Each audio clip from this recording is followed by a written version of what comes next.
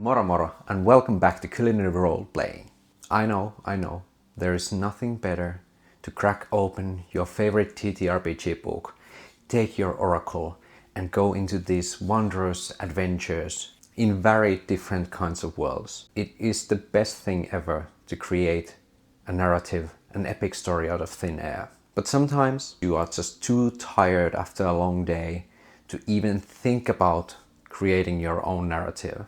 And I'm there many times with you. Sometimes I'm just too tired to even think about what my character would want to do next, or what this oracle prompt even means, like where this story is going. Because let's be real, it takes a lot of energy to create narrative out of thin air and keep all those narrative threads in your hands. Which is a shame, because sometimes I still feel like I would just want to sit down, roll some dice and scribble out different adventures. And luckily you can actually do that. And today I am here talking about games that you can play solo, like solo RPGs, solo dungeon crawling games that are not TTRPGs, but are still very good and enjoyable solo. These are the games for different moments when you just want to sit back, relax, roll a few dice and maybe scribble some stuff out. There are many different kinds of solo RPGs and solo games that doesn't require for you to create narrative stories.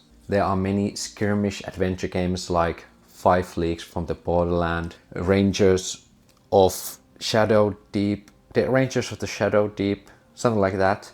Then we have games like Gloomhaven, and we have games like HeroQuest that are more like board games that you can just follow and basically play the game solo. But quite many of these games can be quite expensive. Quite many of these games might require for you to have a bunch of different minis and all that stuff. So today I am sharing you 5 games. They are fairly cheap. They are fairly easily accessible in a sense that you don't require a lot of different materials. Usually the game itself, pen and paper and a few dice will just suffice. And I also wanted to pick games that are not that complicated or dense, in a sense that most of the time with these games you can just open up the book and quickly get into it and start playing as soon as possible, like within an hour. So like and subscribe and let's go. First I want to talk about Delve. I have talked about Delve in a kind of like as a side thing in my previous videos, but now when we are talking about games that are not strictly tabletop RPGs related, I definitely wanted to mention Anna Blackwell's work. Delve is this really fun, maybe I'm doing the game a disservice that I'm calling it a scribbling game, but it's actually kind of like if you have played games like Dungeon Keeper on PC, like any like colony building game, that is basically Delve, but on pen and paper. You will first divide your page like in these kind of squares as a, like on a base level. The game's idea is basically that you create this dwarf colony that is trying to delve deeper within this dungeon and cave system, and you are basically building up your own dungeon as you go onto the deeper levels and come across different kinds of exotic areas and varied amounts of danger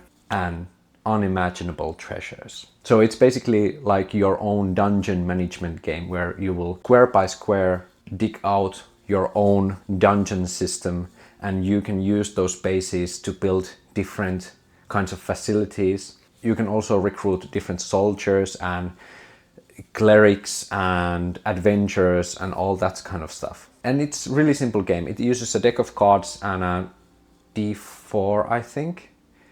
Yeah, I think it uses D4 at least.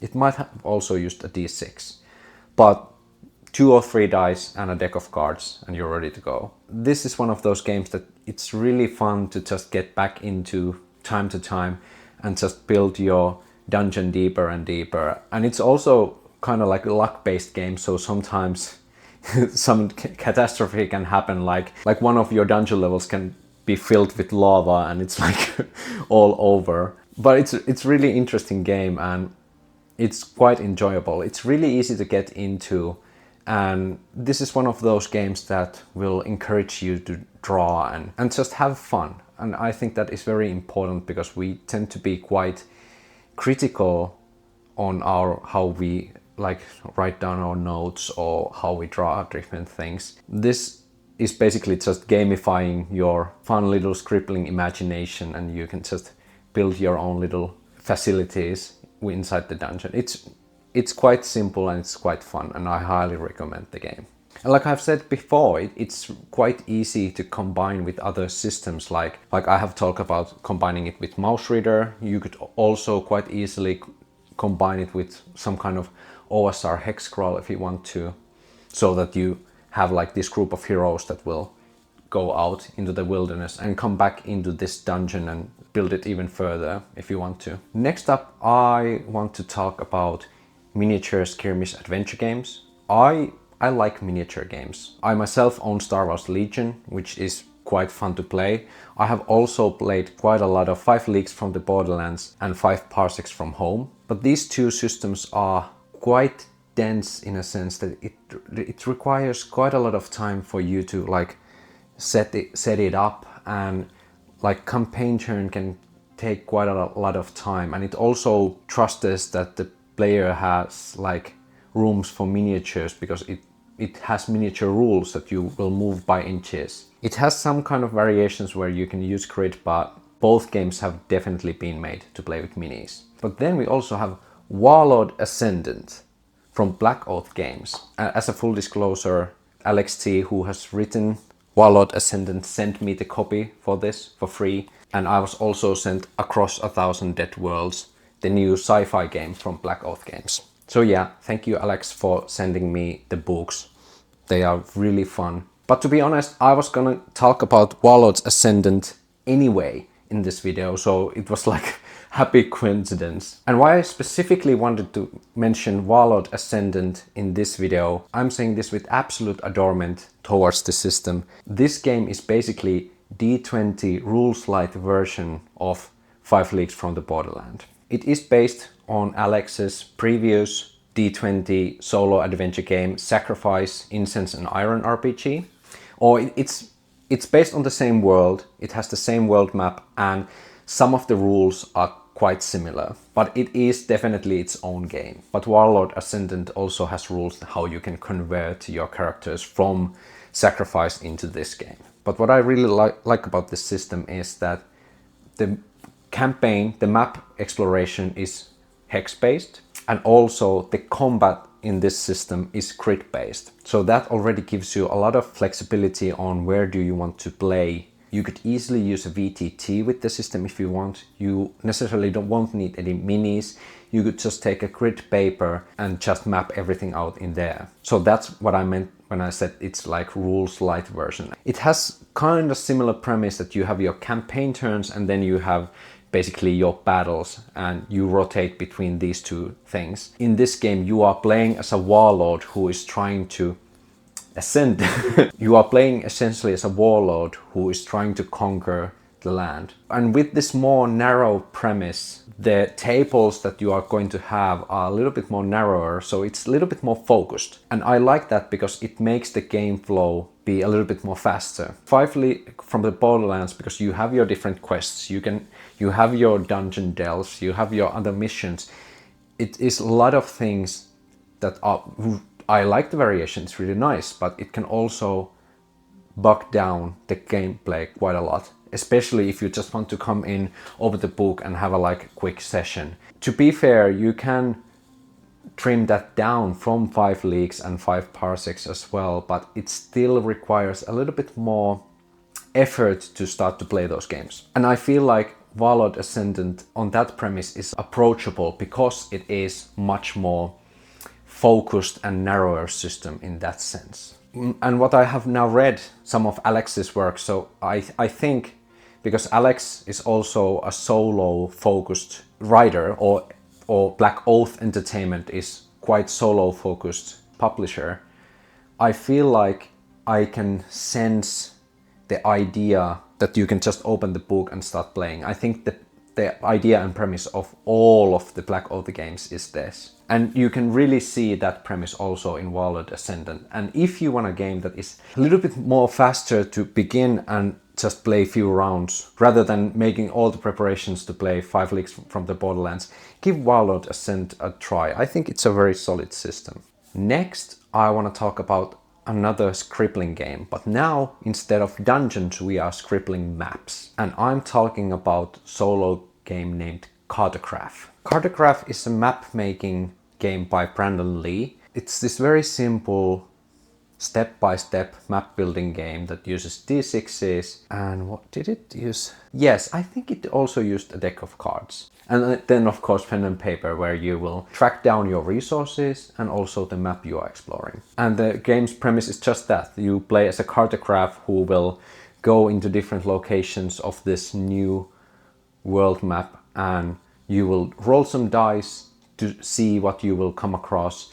You have to use your resources in order to survive, and you try to map out the area. It's a really simple game. It's not very involved with like very deep narrative mechanics or this kind of very varied styles of different random events happening or anything like that. It's just that you go to different locations. You might come across different complications that will lose you some resources, but it doesn't need to be anything more than that. It's just enough. And again, it's a great game that will make you take your guard down a little bit when it comes to like writing and drawing things. Cartograph has definitely been a game for me that has given me more courage to actually draw down a map, because I always have felt like that I'm not that good with drawings and stuff. And when you start out, you will like make a few threes and you're like, oh, this looks stupid. But when you commit to it and you start to actually draw out the map, and you keep playing the game and you focus more on the game rather than what you are drawing, you can see by the end of the game that, oh, this is actually a map that makes sense. So it really shows you that you don't really have to be this elaborate painter to make this kind of wonderful fantasy or any other styles of maps. Again, Cartograph is a really good game that you can combine with other tabletop RPG systems or even oracles if you want to create different kinds of stories. It's really simple system. It's really neat. Check it out. Next up, number 4. I want to talk about NoteQuest. When we are talking about more strict like dungeon crawler solo RPGs or dungeon crawler solo games, often things that are mentioned are 4 Against Darkness and D100 dungeons, which are, or 2D6 dungeons, I think was also one of those games that get mentioned quite a lot. They are great games, but like when it comes to those games, it also feels like it takes a little bit effort to actually like get into it and start playing. And what I really like about NoteQuest is that you only use basically 1 or 2 D6s. And the rules themselves are really simple. You really just go from room to room and you either find something fun or you have to fight monsters or there is locked doors or stuff. It's like on a base level, I think NoteQuest is really optimized the amount of mechanics that will still keep the game interesting, but will not bog you down at all. You can just pick up the book and start playing right away. And the game has an expansion that you can buy if you want, which will then also give you domain play, higher links on all that extra stuff that you can expand on it if you want. But on a base level, just the base game, I think it's worth trying it out. And sometimes that's all you need. And NoteQuest is definitely those dungeon crawling games that you can just have 1d6 with you, and if you have like a notebook with grade on it, you're good to go.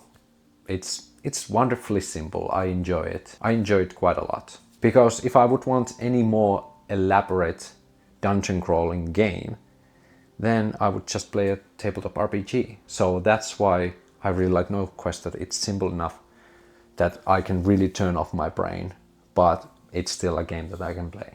NoteQuest was from an author called Tiago Jungs. And actually this next game we are going to talk about is also from the same author. This final game might be a little bit more of a stretch. Some people might call it TTRPG, some people might call it actually a journaling game, but the creator themselves calls the game a narrative solo game, so that's what we are going with today. And I'm talking about Ronin. And why I want to mention Ronin, because when new people come into solo play, they are most often suggested to start out with Iron Sworn. And there are some people who start out with Iron Sworn and say that, oh, it looks like there's so many moves that I can do, and where does the narrative go, because I have to like pick out my own goals, and it can be quite a lot. And understandably so. Iron Sworn is quite thick book and it's quite thick system. I think Ronin is a perfect starter for people who want to play Iron Sworn but feel like they are completely new to TTRPGs and feel like it's a little bit more complicated system. The Ronin's game loop is kind of similar to Iron Sworn, but instead of like doing your own oaths, so your own missions and own quests, you have the one major quest within Ronin that you are walking from town to town and trying to defeat these different enemies. So the game already gives you the direction you can go. Another great aspect is that Ronin really limits the amount of actions that you can take. And I think this is really good when you are starting out, because having these different multiple styles of different moves that you can do can be really confusing at first. So I think the Ronin is a great system that teaches you, okay, you come across with an ally, so you can make a conversation. Or, okay, you come across a possible ally. Now you can either charm them or have a conversation. So it's like, it already gives you 2 to 4 options and say like, okay, choose one of these. So it makes it a lot more easier for you that you don't have to play like the mechanic game and be like, okay, what move would fit here? And then also like start to create the narrative in your head, like you normally have to do when you're playing TTRPGs with an Oracle as well. Like you are playing the mechanics game and story game at the same time and you're combining them, which can be quite a lot for a first time player. So that's why I wanted to say that if you come into solo world for the first time and you feel like, oh, Iron Sworn might be fun, you can first play Ronin, which is this more streamlined version of the game. And it is quite simple. When you have like finished with the Ronin, you could easily just pick and play and continue straight into Iron Sworn with the same character. You can just then create the character within Iron Sworn and just expand the game. Or if you are a fan of Iron Sworn and sometimes you just don't want all that open-endedness in your way and you just want to focus on one story that the book will help you create, Ronin is a really good, more laid-back alternative that you can just follow the rules a little bit more. You can lean on the rules a little bit more compared to Iron Sworn. So those were 5 non-TTRPG games that I really like to play from time to time when I feel like, when I'm really out of energy to play this kind of bigger TTRPG kind of solo campaign. I would love to hear your thoughts down in the comments. What is your favorite non-TTRPG solo game? Thank you for all the people who have subscribed to my channel already. It is now also possible to become a Culinary Role-Playing Guild member by joining the YouTube membership. Being a Culinary Role-Playing Guild member will give you lots of different benefits, which one of them is that you can decide what kind of videos I will do next. But that's all for me today. Now, it's moro moro and I hope I see you next time.